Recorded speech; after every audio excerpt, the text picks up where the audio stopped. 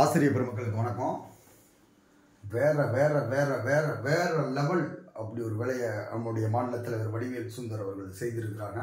அந்த வகையில் சங்கத்தின் சார்பாக நம்முடைய மாநில தலைவர் வடிவேல் சுந்தர் அவர்களுக்கும் மற்றும் நம்மளுடைய மாநில துணை பொருளாளர் இருக்கக்கூடிய அருமை தம்பி ராமச்சந்திரன் அவர்களுக்கும் நெஞ்சார்ந்த நன்றியை தெரிவிச்சுக்கிறோம்.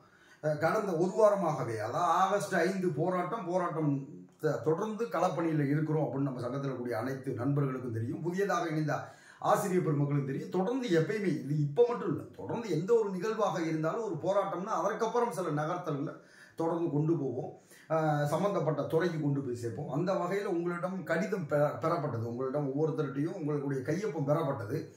அந்த கையொப்பத்தை உரிய நபர்கிட்ட சேர்க்கறதுக்காக நம்ம அடுத்தடுத்த வேலைகள் பார்த்தோம். இப்போ ஏற்கனவே பார்த்தீங்கன்னா தஞ்சாவூரில் நம்முடைய மாண்புமிகு பள்ளிக்கல்வித்துறை அமைச்சர் அவர்களுடைய சந்திப்பு கூட்டமாக இருக்கட்டும், கோயம்புத்தூரில் முதல்வர் அவர்களை சந்திப்பு கூட்டமாக இருக்கட்டும், நீதிமன்றம் போன விஷயமாக இருக்கட்டும், அதுக்கப்புறம் நிறைய வரிசையாக வேலையை செஞ்சோம். அந்த வகையில் இன்றைய தினம் கரெக்டாக மிகச்சரியாக ஒரு வாரம் ஆயிடுச்சு. போன வாரம் திங்கட்கிழமை போராட்டம், இந்த வாரம் ஆகஸ்ட் 12 தலைநகரில் தலைவரின் தரமான 5 நிகழ்வுகள் அப்படின்னு 5 நிகழ்வு. அதிகாலை முதல்ல பூந்தமல்லியிலிருந்து சென்னைக்கு போல, புதுக்கோட்டையிலிருந்து சென்னைக்கு போயிருக்கிறாரு. இடையில கூட ஒரு சின்ன ஒரு கருத்து வேறுபாடுகள் வந்தது கடந்த போராட்டத்தில் கூட. எனக்கும் தலைவருக்கு எப்பயும் வந்ததில்லை. அவர் இடையில சொல்லும் பொழுது ஒரு ஆள் சொல்லி இன்னொரு ஆள் எனக்கு சொல்ற மாதிரி சொல்லிச்சு. அவர் தலைவர் சொல்றாரு, நான் தலைவரா இல்லை அவர் தலைவரான என்னைய பார்த்துக்கிறார். இதில் என்ன மாற்றுக்கிறது? தலைவர் எப்பொழுதுமே தலைவர் தான். அவர் தான் தம்பி, எனக்கு மூத்தவன். எங்கள் சங்கத்தில் இருக்கக்கூடிய அனைத்து ஆசிரியர் பெருமக்களும் தெரியும். அதே மாதிரி ஒரு இதாக போயிடக்கூடாதுல்ல. அந்த வகையில் இன்னைக்கு 5 நிகழ்வுகள், 5 வெவ்வேறு நிகழ்வுகள். முதல் நிகழ்வு பார்த்தீங்கன்னா அமைச்சர் அவர்களை சந்திக்கக்கூடிய நிகழ்வு. அடுத்து பார்த்தீங்கன்னா தமிழக முதல்வரை அறிவாலயம், அடுத்து உதயநிதி ஸ்டாலின் அவர்கள் மற்றும் பள்ளிக்கல்வித்துறை, டிஆர்பி மற்றும் பாடநூல் கழகத்தில் இருக்கக்கூடிய ஐயா லியோனி அவர்கள்னு வரிசையாக ஒன்றன் பின் ஒன்றாக 5 திட்டமிட்டு போனால் கிட்டத்தட்ட ஒரு 7-8 நிகழ்வுகள் இன்றைய தினம் முன்னெடுத்திருக்காங்க. அந்த வகையில் இன்றைய தினம் களம் கண்ட அத்துணை ஆசிரியர் பெருமக்களுக்கும் நெஞ்சார்ந்த நன்றியை தெரிவித்துக் கொள்கிறோம். அதில் ஒரு கட்டமாக பார்த்தீங்கன்னா காலையில் மிக நேர்த்தியாக அவங்களுடைய மாநில தலைவர் வடிவேல் சுந்தர் அவர்கள் அடைமலையிலும் நல்ல மழை, அந்த சூழ்நிலையை களத்துக்கு போயிருந்தாங்க. தென்பெண்ணை, சென்னையில் இருக்கக்கூடிய தென்பெண்ணை மினிஸ்டர் அவர்களுடைய இல்லம் அதிகாலையே, உண்மையை சொல்ல போனோம்னா யாரும் இல்லை, இன்னைக்கு விசிட்டர்ஸ் யாருமே இல்லை. ஏன்னா அவர் பயணம் ரொம்ப அங்கங்கே மாறி போயிட்டு இருக்கனால விசிட்டர்ஸ் யாருமே அதிகமாக இல்லை. தலைவர் அப்புறம் பொருளாளர் இருந்தாங்க. போய் நிதானமாக நின்று பேசி நம்மளுடைய கோரிக்கையை சொல்லி, நம்மளை போனோடனே ஒருத்தான் நம்மளை நல்லா தெரியுமே, போனோடனே சொல்லி நிறைய விஷயங்கள் பேசியிருக்காங்க. இப்போ கூட ஆய்வு கூட்டம் நடைபெற இருக்கிறது, இன்னைக்கு கூட ஒரு கூட்டம் இருக்குது அப்படின்ற மாதிரி நிறைய கருத்துக்கள் சொல்லியிருக்கிறாங்க. எதிர்பார்த்து காத்துருக்கோம், நல்ல ஒரு தீர்வுக்காக எதிர்பார்த்து காத்துட்ருக்கோம். அந்த வகையில் இன்றைய தினம் காலையிலேயே போய் நம்மளுடைய பள்ளிக்கல்வித்துறை அமைச்சர் அவர்களை சந்தித்து தனியாக கிட்டத்தட்ட ஒரு 20 நிமிடத்திற்கு மேலே, எப்பொழுது ஒரு சந்திப்பு நடந்தாலும் 5 நிமிடம் இருக்கிறதே பெரிய விஷயமா இருக்கும். ஆனால் 20 நிமிடம், இன்னைக்கு ஆகஸ்ட் 12 20 நிமிடம். கடந்த வாரம் போராட்ட காலத்தில் இருந்தோம், இந்த வாரம் 20 நிமிடம் பள்ளிக்கல்வித்துறை அமைச்சர் அவர்களிடம் நம்ம சந்தித்து, நம்மளுடைய மாநில தலைவர் வடிவேல் சுந்தர் அவர்கள் ஏற்கனவே பள்ளிக்கல்வித்துறை சந்திச்சாங்க, இன்னைக்கு 20 நிமிடம் சந்தித்து ஒரு பேச்சுவார்த்தை நடத்தப்பட்டு உங்களுக்கு ஒரு நல்லது ஒரு தீர்வு எட்டும்பா அப்படின்னு சொல்லி நம்பிக்கை அளித்திருக்கிறாங்க. அந்த வகையில் இன்றைய தினம் களம் கண்ட அனைத்து ஆசிரியர் பெருமக்களுக்கும் பள்ளிக்கல்வித்துறை அமைச்சர் அவர்களுடைய சொந்த வீட்டில் இருக்கக்கூடிய அலுவலகத்தில் போய் சந்திச்சுட்டு வந்திருக்கிறாங்க. சரிங்களா? இது காலையில் எடுத்த நிகழ்வு. காலையில் ஒரே நாள் காலையில் எடுத்த நிகழ்வு ஆகஸ்ட் 12. அடுத்து பார்த்தீங்க அப்படின்னு கேட்டிங்கன்னா நேராக அடுத்து அதுக்கப்புறம் பார்த்தீங்கன்னா கரெக்டாக ஒரு 10 மணிக்கு அறிவாலயம் போயிட்டாங்க. அறிவாலயத்தில் போய் நம்ம சில கோரிக்கைகளை முன்வைத்து, ஏன்னா கழகத்திற்காக பணியாற்றி இருக்கிறோம், நிறைய விஷயங்கள் இருக்குது அப்படின்னு அறிவாலயத்தில் போய் காலையில் நம்மளுடைய மாநில நிர்வாகிகள், இப்போ பெண் ஆசிரியர்கள் கிட்டத்தட்ட ஒரு 40க்கும் மேற்பட்ட ஆசிரியர்கள், 2 இடங்கள்லேயும் ஒரு 15 ஆசிரியர்களுக்கு குறைவில்லாமல் சென்னை நகர்ப்பகுதியில் இருக்கக்கூடிய ஆசிரியர் மக்களை மட்டுமே களத்தில் கொண்டு வந்து களம் பங்கேற்றாங்க. அந்த வகையில் இன்னைக்கு போய் அறிவாலயத்தில் ஒரு 15 ஆசிரியர்கள் 2 வெவ்வேறு இடங்களில் ஆசிரியர்கள் அங்கங்கே தனித்தனியாக ஒருங்கிணைத்து பல வேலைகளை மேற்கொண்டோம். அண்ணன் ராசா அவர்கள், நம்ம எம்பி, நீலகிரி தொகுதியினுடைய எம்பி, நம்மளுக்கு ஏற்கனவே நிறைய பரிச்சயமானவர். அரியலூர், பெரம்பலூர் பகுதிகளில் நம்ம அடிக்கடி கிட்டத்தட்ட ஒரு 100 முறையாவது அவர் சந்திச்சிருப்போம். நமக்காக சொல்லியிருக்கிறாரு. அதே மாதிரி தேர்தல் அறிக்கையில் இடம்பெற வைக்கும் பொழுது தேர்தல் அறிக்கைக்குள்ள பிரதானமாக இவர் அண்ணன் TKS இளங்கோவன் அவர்கள், அக்கா கனிமொழி அக்கா அவர்கள் இவங்க ஃபுல்லாமே நமக்கு பக்கபலமாக இருந்தாங்க. அப்புறம் ஐயா டிஆர் பாலு அவர்கள் மூலமாக தான் நம்ம தேர்தல் அறிக்கையில் இடம்பெற வச்சோம். இடம்பெற வச்சது சும்மா சாதாரணமான விஷயம் இல்லை. ஆனால் அதுக்கு விடிவு கிடைக்கணும் அப்படின்றதுக்காக இன்றைக்கி அறிவாலயம் போய் நம்மளுடைய கோரிக்கை, அப்புறம் உங்களுடைய கையெழுத்து, ஆசிரியர் பெருமக்கள்கிட்ட பெற்ற கையெழுத்து அண்ணன் முதல்ல வந்து அதிகாலை 7 மணிக்கே போய் அண்ணன் அன்பில் மகேஷ் அண்ணன்கிட்ட போய் கொடுத்தாச்சு. அடுத்து 2வது ஐயா நம்ம அறிவாலயத்தில் போய் நம்ம கொடுத்துட்டோம். ஏன் முதலமைச்சரை போய் முதல்வர் தனிப்பிரிவுக்கு போல இங்கேயே அறிவாலயம் போனோம்னா இது கட்சி சார்ந்த செயல்பாடுகள். நம்ம போனது வந்து கட்சி சார்ந்தது. கட்சி சார்ந்த செயல்பாடுன்னு போகும்பொழுது அது கட்சி அலுவலகம் தான் போனோம். ஏன்னா ஒருவேளை முதல்வர் அலுவலகத்துக்கு போனோம் அப்படின்னு கேட்டிங்கன்னா உங்கள் கோரிக்கை சம்மந்தப்பட்ட துறைக்கு அனுப்பப்பட்டுள்ளது, அந்த துறைக்கு மாற்றப்பட்டுள்ளது, இந்த துறைக்கு மாற்றப்பட்டுள்ளது, கடைசியாக உங்கள் கோரிக்கை நிராகரிக்கப்பட்டதுன்னு மனு வரும். ஒரு கடிதம் கொடுத்தோம்னா 10 பதில் வரும். 10 பதிலில் ஒரு பதில் கூட திருப்தி இருக்காது. அந்த வகையில் இன்றைய தினம் மிகச்சிறப்பாக களம் கண்ட அனைத்து ஆசிரியர் பெருமக்களுக்கும் 2வது நிகழ்வு. அடுத்து 3வது நிகழ்வு அப்படின்னு பார்த்தீங்கன்னா அங்கேருந்து அப்படியே அன்பகத்தில் போய் அண்ணன் உதயநிதி ஸ்டாலின் அவர்களை ஏற்கனவே சந்திச்சுட்டு வந்தோம். அன்பகத்தில் போய், ஏன்னா அடுத்து தமிழகத்தில் ஒழுவாக இருக்கக்கூடியவர், அன்பகத்தில் போய் நம்மளுடைய கோரிக்கை மனு உங்களிடம் பெறப்பட்ட கையெழுத்து 5 நகல் எடுத்து நம்மளுடைய மாநில துணை பொருளாளர் அன்பகத்துக்கு போய் அங்கே இருக்கக்கூடிய ஆசிரியர் பெருமக்கள், அங்கே இருக்கக்கூடிய அதிகாரிகளை, அங்கே இருக்கக்கூடிய அலுவலர்கள் தொடர்பு கொண்டு பேசுனாங்க. இப்போ நான் வேகத்தில் கடந்து போயிடலாம். ஆனால் இது ஒவ்வொரு நிகழ்வுக்கும் அவ்வளவு நேரம் செலவழித்து போயிருக்கிறாங்க. அடுத்து பார்த்தீங்கன்னா ஆசிரியர் தேர்வு வாரியத்தில் போய் அடுத்த வேலைகளை பார்த்தாங்க.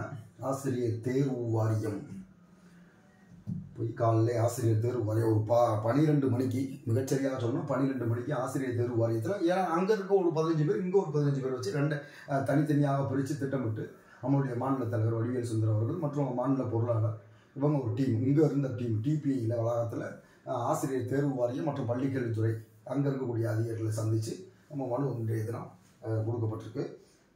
இந்த நிகழ்வில் தேனாம்பேட்டை நிகழ்வில் பார்த்தீங்கன்னா வடிவேல் சுந்தர், அலமேலு, கோடீஸ்வரி, சர்மிளா, பிரதீப் ஜெயராமன், ஆராதனா முனுசாமி, ஆரோக்கிய வினா, ஆரோக்கியதாஸ், ரேகா சதீஷ்குமார், சுகுணா, ரேவதி, சர்மிளா பாண்டியன் உள்ளிட்ட ஆசிரியர் பெருமக்கள் அங்கே கலந்துட்டாங்க. அவங்களுக்கு நன்றி. டிபிஐ வளாகத்தை பொறுத்த மட்டும் வடிவேல் சுந்தர், ராமச்சந்திரன், அருணா, மாரீஸ்வரி, தங்கராஜ், ரேவதி, மணிமேகலை, ஜோதி புஷ்பம், பியூலா சுகந்தி, முருகேஸ்வரி, பேரின்பம், பிரியா உள்ளிட்ட ஆசிரியர் பெருமக்கள் இங்கே கலந்துக்கிட்டாங்க. இன்னும் சில ஆசிரியர் பெருமக்கள் அதற்கப்புறம் இணைந்து கலந்துக்கிட்டாங்க. அவர்கள் பேர் விடுபட்டிருந்தாலும் பொறுத்தருங்க. ஒரு திட்டமிட்டபடி ஒரு மிக நேர்த்தியாக ஒரே நல்ல 5 நிகழ்வு. நம்ம ஏதோ பார்த்தா பொதுவாக போனோமா அப்படி செய்யக்கூடாது. ஒரு திட்டமிடல் இருக்கணும், ஒரு நேர்த்தி இருக்கணும். அந்த வகையில் இன்றைய தினம் ஒரு ஆகச்சிறந்த வேலைகளை தொடர்ந்து முன்னெடுத்திருக்கிறார் தலைவர் அவர்கள். அந்த வகையில் இன்றைய தினம் நம்ம மினிஸ்டர் அவர்களிடமிருந்து ஒரு நல்லதொரு பதில் நமக்கு கிடைத்திருக்கிறது. அறிவாலயம் போயிருக்கிறோம். அதே மாதிரி அங்கே ஐயா ராசா அவர்கள்ட்டையும் நம்ம இது பண்ணி கொடுத்துருக்குறோம். 2வது பார்த்தீங்க அப்படின்னு கேட்டிங்கன்னா நம்ம கடிதம் மக்கள்கிட்ட பெற்ற கடிதம் இதுதான். அவங்க ஃபைல் பண்ணி ஒவ்வொருத்தவங்களுக்கும் உங்களுடைய கடிதத்தை இத்தனை பேர் இருக்கிறோம், 400 பேர் இல்லை, 40,000 ஆசிரியர்கள் காத்துட்டு இருக்கோம். அதில் முதல் கட்டமாக 4,000 ஆசிரியர்கிட்ட கையெழுத்து இயக்கம் மாதிரி பெற்று நாங்கள் இத்தனை பேர் இருக்கிறோம் அப்படின்னு சொல்லி நம்ம கொடுத்துருக்குறோம். சரிங்களா? இல்லை பார்த்தீங்கன்னாலே தெரியும் அத்தனை ஆசிரியர் பெருமக்கள் நாங்கள் இவ்வளோ தூரம் இது பண்ணியிருக்கிறோம் அப்படின்னு சொல்லிட்டு ஒட்டுமொத்த ஆசிரியர்களுடைய கையொப்பம், அவர்களுடைய பதிவு எண், அவர்கள் பெயர், பதிவு எண், அவர்களுடைய வாட்ஸ்அப் எண் இதெல்லாம் எடுத்து நம்ம அங்கே சம்மந்தப்பட்ட துறையில் நீங்கள் ஒரு கையெழுத்தான் போட்டீங்க, அத்தனை பெட்டியும் கொடுத்தோம். அதே மாதிரி பொருளாதாரம், இதற்கு உண்டான பொருளாதாரம் என்னன்னு கேட்டிங்கன்னா களத்தில் வாங்கியிருந்தால் கொஞ்சம் களத்தில் வாங்கக்கூடாது அப்படின்னு சொல்லி உறுதியாக இருந்தபோது ஒரு 25,000 ரூபா பொருளாதார உதவி பண்ணியிருந்தாங்க. அது களத்திலே அங்கேயே சொல்லியிருந்தோம். அதில் அந்த 25,000 ரூபாய் வச்சு தான் என்ன பண்ணியிருந்தாங்க களத்தில். ஏன்னா நாங்கள் ஏற்கனவே எங்கள் வசம் இருக்கக்கூடிய பொருளாதாரத்தை வச்சு தான் பத்திரிகையாளர் சந்திப்பு, ஃப்ளக்ஸு, பதாக, லித்தோ எல்லா வேலைகளையும் பார்த்தோம். அதற்கப்புறம் களத்தில் வாங்கின பொருளாதாரத்தை எந்த ஒரு செலவும் நாங்கள் அளிக்கலை. அந்த பணத்தை அப்படியே என்ன பண்ணியிருந்தோம், 25,000 தான், ரொம்ப வாங்கலை, 25,000 தான் வாங்கியிருந்தாங்க. 25,000னாலும் ஒரு பெருந்தொகை. அந்த 25,000 தான் 2,500 ரூபா அந்த மைக் செட்டு கொடுத்தாங்க. அதுக்கப்புறம் ஒரு 6,000 ரூபாய் கிட்டத்தட்ட 8,500 ரூபா அந்த விரிப்பான், நீல நிற விரிப்பான், அந்த தார்பாய் அப்படின்றத வாங்கி அதையும் அடுத்த போராட்டங்களுக்கு பயன்படுத்தணும் திரும்ப அப்படின்னு சொல்லி அதை பார்சல் பண்ணி அங்கே சென்னைக்கு அனுப்பியாச்சு. அடுத்தபடியாக எஞ்சி இருக்கக்கூடிய பணத்தை வைத்து தான் நம்ம கோயம்புத்தூரில் நிகழ்வு எடுத்தோம். அடுத்தபடியாக பார்த்தீங்க அப்படின்னு கேட்டிங்கன்னா கோயம்புத்தூர் நிகழ்வு எடுத்த பிறகு தஞ்சாவூர் நிகழ்வு எடுத்தோம். அதற்கப்புறம் இன்றைக்கி சென்னையில் நிகழ்வு எடுத்திருக்கிறோம். தொடர்ந்து மக்கள் பணத்தை 1 ரூபாயாக இருந்தாலும் விரயம் பண்ணக்கூடாது. இப்போ நம்ம சென்னையில் சுற்றி பார்க்க போகிறோம்டாப்போம், பூந்தமல்லியில இருந்தா போயிருக்காரு, புதுக்கோட்டையிலேருந்து தலைவர் போயிருக்கிறாரு. அப்போ அந்த நிகழ்வுடைய முக்கியத்துவம் என்ன? அப்போ இவ்வளோ தூரம் கையெழுத்து வாங்குறது என்ன? கையெழுத்து எதுக்கு வாங்குறோம்?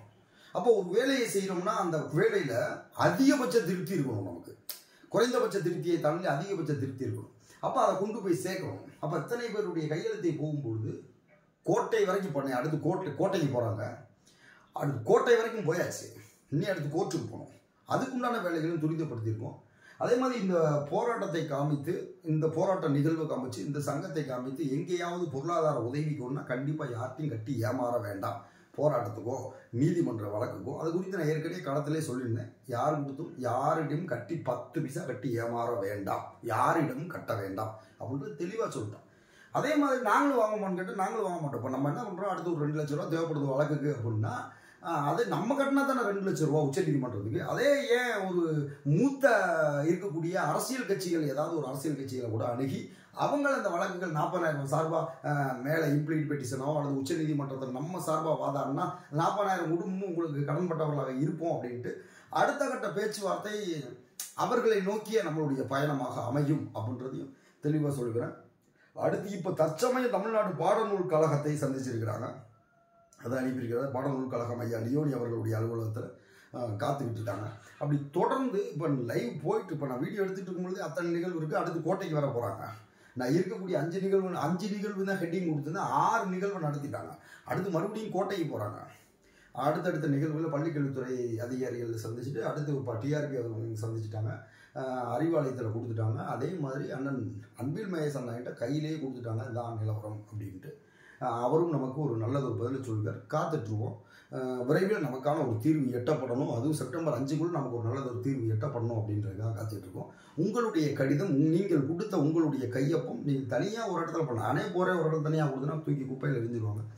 அதே இது நேர்த்தியாக ஒட்டுமொத்தமாக ஒரு தொகுப்பாக போகும்போது அது முதல்ல கவனத்தை ஈர்க்கக்கூடியதாக, ஒரு பேசு பொருளாக, ஒரு தீர்வை எட்டக்கூடிய ஒரு வகையில் இருக்கக்கூடிய ஒரு ஆவணமாக அது இருக்கும். அதோடு சேர்ந்து நம்மளுடைய கோரிக்கைகள் முதல் பக்கத்தில் பார்க்கணும். நம்மளுடைய கோரிக்கைகள் வைக்கும்போது இன்னும் நேர்த்தியாக இருக்கும் அப்படின்றது தான் நிதர்சனமான உண்மை. அந்த வகையில் காலையில் சந்தித்த முதல் 3 நிகழ்வுகள், காலையில் சந்தித்த முதல் 3 நிகழ்வுகள் அப்படின்னு பார்த்தீங்கன்னா முழுக்க அரசியல் சார்ந்த நிகழ்வுகளாக இருந்தது. அது அறிவாலயமாக இருக்கட்டும், மினிஸ்டர் அவர்களாக இருக்கட்டும், அன்பகம் போனதாக இருக்கட்டும், அரசியல் சார்ந்த தேர்தல் களப்பணியில் அவ்வளோ தூரம் களப்பணி ஆற்றணும். நாங்கள் போய் இறங்கி மே 2 இந்த போஸ்டர்னா மே 2 அன்னைக்கு வெற்றி பெற்ற அன்னைக்கெல்லாம் ஊரடங்கு உத்தரவு பிறப்பிக்கப்பட்டிருந்துச்சு. அன்னைக்கு போய் நாங்கள் போய் தேர்தல் அந்த அறிவாலயத்தில் வெற்றி கொண்டாட்டத்தில் இது பண்ண ரொம்ப மிக நேர்த்தியாக பதாகை இதெல்லாம் ஏந்தி அங்கே பட்டாசுகள்லாம் வெடித்து நாங்கள் கொண்டாட்டு வந்தோம். அப்போ கூட ஊடகத்தில் பத்திரிகையில் கூட செய்திகள் வந்தது, அரசியல்வாதிகளை விட இந்த 2013 ஆசிரியர் தகுதி தேர்வில் தேர்ச்சி பெற்றவர்கள் விஞ்சி விட்டார்கள். உடனடியாக பதாகை எழுதி லித்தோ போஸ்ட்லாம் ஒட்டினாங்க. அரசியல்வாதியாக வெற்றி பெற்ற பிறகுதான் ஒட்டுவாங்க, 2 நாள் கழிச்சு. வெற்றி பெற்று அவங்க எண்ணிக்கை வரும்பொழுதே ஒட்டிட்டாங்க அப்படின்னு சொல்லி இப்போ பிரபல நாளிதழெல்லாம் வந்துச்சு. சரிங்களா, நம்ம யூடியூப்பில் கூட அப்லோட் பண்ணிடுவோம். அப்போ இன்றைக்கி 5 நிகழ்வுகள் வேற மாதிரி ஒரு நிகழ்வுகளை எடுத்து இன்றைக்கி தொடர் நிகழ்வு, அதாவது சென்னைக்குள்ள இருக்கிற ஆட்களே வர மாட்டேங்க, பார்க்க மாட்டாங்க அப்படின்னு இன்னைக்கு சென்னைக்குள்ள இருக்கக்கூடிய மக்கள் அந்த போராட்டத்தினுடைய உத்தியாக, அந்த போராட்டத்தினுடைய சக்தியாக பார்க்க முடியுது. பொதுவாக சென்னையிலேருந்து பார்த்தீங்கன்னா ஒரு 10 பேர் வரதே பெரிய விஷயம். இன்னைக்கு கிட்டத்தட்ட ஒரு 40 பேரை ஒரே குள்ள இணைச்சு ஒவ்வொரு இடத்துலையும் 15 பேரை நிப்பாட்டி வைத்து அந்த வேலைகளை பார்த்துருக்கோம் அப்படின்னு கேட்டீங்கன்னா அது போராட்டத்திற்கு கிடைத்தது தான். போராட்டத்திற்கு அடுத்தபடியாக என்னென்ன செய்து கொண்டிருக்கிறோம், எஞ்சி இருக்கக்கூடிய திருமூண்டு தொகையில கூட எவ்வளவு பெரிய நிகழ்வுகளை முன்னெடுத்திருக்கிறோம் அப்படின்றத பாருங்க. நமக்கான தீர்வை நோக்கி தான் அந்த பயணம். சும்மா ஒரு இதை போடுறதோ இது பண்ணுறதோ இல்லை, கண்டிப்பாக ஒரு தீர்வை நோக்கி போகணும். அது ஒற்றை குரலாக அங்கே போகும்போது ஏற்கனவே தலைவர் நன்கு அறிமுகமானவர், தலைவரும் நானும் அங்கே நன்கு அறிமுகமாக இருக்கும்பொழுது தலைவர் அவர்கள் அங்கே பேசும்பொழுது ரொம்ப எளிமையாக சந்தித்து எளிமையாக பேச முடியும். சாதாரணமாக ஒருத்தர் நான் 2013 தேர்வர் அப்படின்னு கொடுக்கிறத விட இத்தனை பேருடைய பிரதிநிதியாக அங்கே போகும்பொழுது நமக்கான தீர்வு எட்டப்படும். இப்படித்தான் ஆயுட்கால சான்றிதழ் வாங்கணும், இப்படித்தான் நிறைய விஷயங்கள் 57 வயதாக இருக்கட்டும், அரை மதிப்பெண்ணாக இருக்கட்டும், 8 நாள் போராட்டத்தின் விளைவாக தொடர்ச்சி நிறைய விஷயங்களை பெற்றோம். இப்பையும் நிச்சயமாக பெறுவோம். 400 பேர் அல்ல 40,000 பேர் இருக்கிறோம் அப்படின்றதும் நமக்கான இந்த நியமன தேர்வு 149 ரத்து பண்ணும் அப்படின்றது நம்மளுடைய நீண்டகால கோரிக்கையாக இருக்குது. அதையும் நம்ம இந்த ஆட்சியிலேயே இந்த வருடத்திற்குள்ளாகவே நம்ம நிச்சயமாக அதை உடைத்து நமக்கான ஒரு நீதியை பெறுவோம். தொடர்ந்து அடுத்த பயணம் இருக்குது. எஞ்சி இருக்கக்கூடிய பணத்தை வச்சு தான் இந்த வேலையும் பார்த்துருக்கோம். தொடர்ந்து அடுத்த பயணத்தை மேற்கொள்ளலாம்னு இருக்கிறோம். பார்ப்போம். அது அதற்குள்ளே ஒரு நல்லதொரு திட்டமிடல் இருக்கும். வேறு எந்த ஒரு செய்தியாக இருந்தாலும், வேறு ஏதாவது ஒரு செய்தி இருந்துச்சு அப்படின்னா நம்மளுடைய வாட்ஸ்அப் குழுவில் தெரிவிப்போம். இதுவரைக்கும் எந்த போராட்டத்திலையும் கலந்துக்கல சார் அப்படின்னா இந்த யூடியூப் வீடியோவுக்கு கீழேயே ஒரு லிங்க் கொடுத்துருப்போம், வாட்ஸ்அப் லிங்க். அந்த வாட்ஸ்அப் லிங்க்கில் இணைஞ்சிக்கங்க. இது வரைக்கும் கலந்துக்கலன்னா அது தற்காலிக வாட்ஸ்அப் குழு தான், சரிங்களா? அது தற்காலிக வாட்ஸ்அப் குழு தான். அடுத்த ஏதே நிகழ்வு முன்னெடுக்கும் பொழுது உங்களை அதில் சேர்த்துக்குருவோம். சார் தஞ்சாவூரில் போராட்டம் இல்லையா சார், நாகப்பட்டினத்தில் போராட்டம் இல்லையா சார், தூத்துக்குடியில் போராட்டம் இல்லையா சார், கன்னியாகுமரியில் போராட்டம் இல்லையா, ஏன் திருச்சியில் எடுத்துருக்குன்னு தெரியணும். மினிஸ்டர் அவருடைய மாவட்டம் அப்படின்னால திருச்சி மையப்பகுதி. போன ஆட்சியில் பார்த்தீங்கன்னா ஈரோட்டில் அதிகமான போராட்டம் எடுத்தோம். ஏன் ஈரோட்டில் எடுத்தோம்? ஈரோடு மினிஸ்டர் அவங்களுடைய பார்வை. நம்மளுடைய இது ஒரு போராட்டம் பண்ணுறோம்னா கவனத்தை ஈர்க்கக்கூடியதாக ஒரு நூதனமாக அமையணும். அதை நோக்கி தான் போகணும். சும்மா நம்ம மாவட்டம் பண்ணிக்கிருந்தா அது சுத்தப்படாது. ஏற்கனவே மண்டல வரியாக பண்ணலாம் போராட்டம், ஒரு 10 மண்டலமாக பிரித்து மண்டல வரியாக போராட்டம் பண்ணலாம் அப்படின்னும். இப்போ கூட வர காலாண்டு தேர்வு விடுமுறையில் கூட மண்டல வாரியான போராட்டத்தை முன்னெடுக்கலாம் அப்படின்ட்டு நம்மளுடைய மாநில நிர்வாகிகள் பரிந்துரைச்சிருக்கிறாங்க. அதற்குண்டான வேலைகளையும் துரிதப்படுத்தியிருக்கிறாங்க. காலாண்டு தேர்வு விடுமுறையில் மண்டல வாரியான போராட்டத்தை, அதுக்குள்ளே தீர்வு செப்டம்பர் 5க்குள்ளே தீர்வு எட்டலை அப்படின்னா மண்டல வாரியான போராட்டத்தை அறிவிச்சு பண்ணுவோம். ஒரு 10 மண்டலம், நெல்லை, மதுரை, திருச்சி, நாகப்பட்டினம், ஈரோடு, கோயம்புத்தூர், இங்கே இருக்கக்கூடிய கொங்கு மண்டலத்தில் ஒன்று, வட மாவட்டத்தில் திருவண்ணாமலை, வேலூர், விழுப்புரம், இப்படி ஒரு ஏதாவது ஒரு இடத்துல உங்களுக்கு ஒரு 100 கிலோமீட்டர் 150 கிலோமீட்டர் இருக்கக்கூடிய இடங்களில் பயணப்பட்டுங்க. ஒரு நாள் போராட்டம், அடையாள போராட்டம் அப்படின்ற மாதிரி இருக்கும். அதே தொடர்ச்சியாக இருக்கும். திங்கள், செவ்வாய், புதன், வியாழன், வெள்ளி 5 நாள் போராட்டம் 5 மண்டலத்தில் நடத்தலாம் அப்படின்னு சொல்லி திட்டமிட்டிருக்கிறாங்க. தேர்வர்கள் ஆசிரியர் பெருமக்களுடைய வருகையை பார்த்துட்டு எப்படி இருக்கிறாங்க அப்படின்றத பார்த்துட்டு அரசினுடைய முடிவை பார்த்துட்டு அதிகாரப்பூர்வமாக அறிவிப்பார்கள்.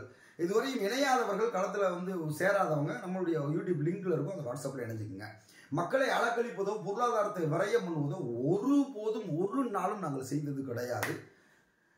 இன்றைய தினம் களம் கண்ட அத்தனை ஆசிரியர் பெருமக்களுக்கு நெஞ்சார்ந்த நன்றி. அதிலும் குறிப்பாக கூடுதலாக நம்மளுடைய தலைவர் வடிவேல் சுந்தர் அவர்களுக்கு தற்சமயம் வரைக்கும் களத்தில் தான் இருக்கார். இன்னும் பல வேலைகள் இருக்குது. அந்த தகவலாம் நம்ம யூடியூப்பில் போட்டு நம்மளுடைய வாட்ஸ்அப்பில் தெரிவிப்போம். நம்ம மாநில துணை பொருளாளர் அருமை தம்பி ராமச்சந்திரன் அவர்களுக்கும் இந்த நேரத்தில் நெஞ்சார்ந்த நன்றியை தெரிவிச்சுக்கிறோம். தொடரும் எங்களுடைய பணி. ஜல்லிக்கட்டு மாடுனா அப்படி தான். ஜல்லிக்கட்டு மாடுனா களத்தை கழட்டி விட்டோன்னா அவ்வளோதான், களத்தில் அது பாட்டுக்கு ஓடிடும். அதை பிடிச்சி கை காலெலாம் விழுந்து நிப்பாட்ட முடியுமான்னு ஒரு படத்தை சொல்லுவேன். அது மாதிரி தான் ஜல்லிக்கட்டு காளையாக இறங்கி வேலை பார்த்துக்கிட்டு இருக்காங்க நம்மளுடைய மாநில மாவட்ட நிர்வாகிகள். நிச்சயம் இந்த முறை ஒரு புதிய உத்வேகம், மக்களுடைய வருகையை பார்த்தா நம்மளுடைய மாநில மாவட்ட நிர்வாகிகளுடைய உத்வேகம் புத்துயிர் பெற்றிருக்கு. ஏன்னா ஏற்கனவே மனதளவில் பாதிக்கப்பட்டிருந்தாங்க. இப்போ புத்துயிர் பெற்று புது ரத்தம் பாய்ச்சப்பட்டு மிக விரைவாக இப்போ துரிதமாக செயல்பட்டு இருக்கக்கூடிய எங்கள் மாநில மாவட்ட நிர்வாகிகளுடைய செயல்பாடுகளை பார்க்கும்பொழுது எனக்கே மகிழ்ச்சியாக இருக்குது. அந்த அளவில் அனைத்து நம்மளுடைய சங்கத்தினுடைய மாநில மாவட்ட நிர்வாகிகள், பொறுப்பாளர்கள், உறுப்பினர்கள் மற்றும் அனைத்து நம்மளோட இணைந்து களப்பணியில் இருக்கக்கூடிய அனைத்து ஆசிரியர் பெருமக்களுக்கும் புதியதாக வந்தவங்களுக்கும் அனைவருக்கும் நெஞ்சார்ந்த நன்றியை தெரிவித்துக் கொள்கிறோம். நன்றி, வணக்கம்.